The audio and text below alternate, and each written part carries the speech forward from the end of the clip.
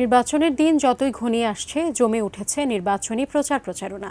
গণসংযোগ, পথসভা ও ভোটারদের বাড়ি বাড়ি গিয়ে ভোট চাইছেন প্রার্থীরা। ঘটছে সংঘর্ষের ঘটনাও। হ্যাঁ না ভোট নিয়ে ফেসবুকে স্ট্যাটাস দেয়াকে কেন্দ্র করে মঙ্গলবার শরীয়তপুরের নড়িয়ায় বিএনপি ও জামায়াতের সমর্থকদের মধ্যে সংঘর্ষে 10 জন আহত হয়েছেন।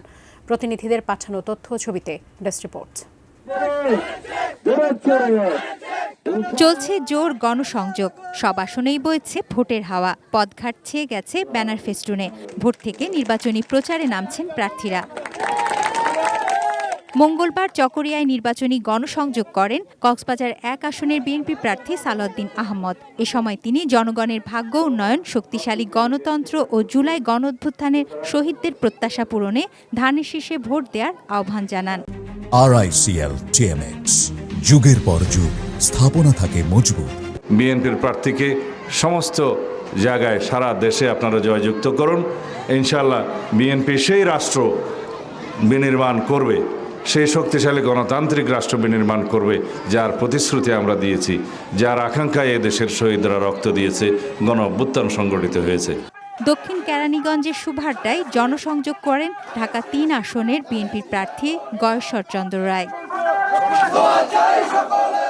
নোয়াখালী 2 সেনবাগ আসনে সেবারহাট বাজারে 10 দলীয় জোটের আয়োজনে এক পথসভায় অংশ নেন আসিফ মাহমুদ, সজীব ভুঁইয়া। জাতীয় নাগরিক পার্টির প্রার্থী সুলতান মোহাম্মদ জাকারিয়া মজুমদারকে শাপলাকুলি মার্কায় ভোট দেওয়ার আহ্বান জানান তিনি। আমরা কি ঋণ খেলাপি বিদেশি নাগরিকদেরকে ভোট দিয়ে আমাদের উপরে রাজত্ব করার সুযোগ তৈরি করে দিব? এবার জাতীয়তাবাদের নামে ঋণ খেলাপি এবং বিদেশি নাগরিকদেরকে লাল কার্ড দেখানো হবে।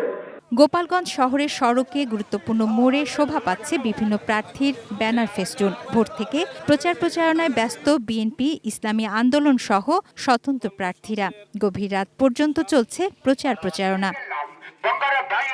রাঙামাটিতে জনসংযোগ করেছেন 11 দলীয় জোটের খেলাফত মজলিসের প্রার্থী আবু বকর সিদ্দিক।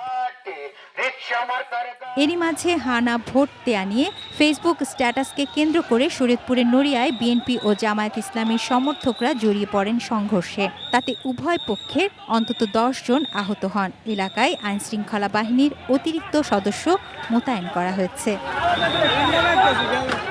তুনাজ দিনা তনু, ডেস্ক রিপোর্ট, ATN নিউজ।